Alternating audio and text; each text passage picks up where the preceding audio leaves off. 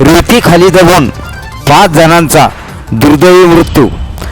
चांडोळ येथून जवळच असलेल्या पाचोडीच्या शिवारात रेती टिप्पर चालकाने थेट झोपलेल्या मजुरावर खाली केला टिप्पर व 5 जणांचा दुर्दैवी मृत्यू झाला. जाफराबाद तालुक्यातील पाचोडी गावाजवळ पुलाचे काम सुरू आहे. या कामानिमित्त येथे मजूर कामासाठी येत होते. रात्री पत्र्याच्या शेडमध्ये झोपले असताना एका रेती टिप्पर चालकाने रेती खाली करण्यासाठी टिप्पर मागे घेतला व थेट झोपलेल्या मजुरावरच रेती खाली गेली.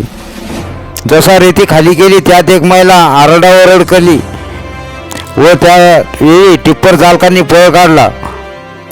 5 मजुरांचा जागेवरच मृत्यू झाला. जर टिप्पर चालकांनी मदत केली असती तर सगळेजण वाचले असते. त्यात अमरापूर, गोळगाव व इतर ठिकाणचे मजूर काम करत होते.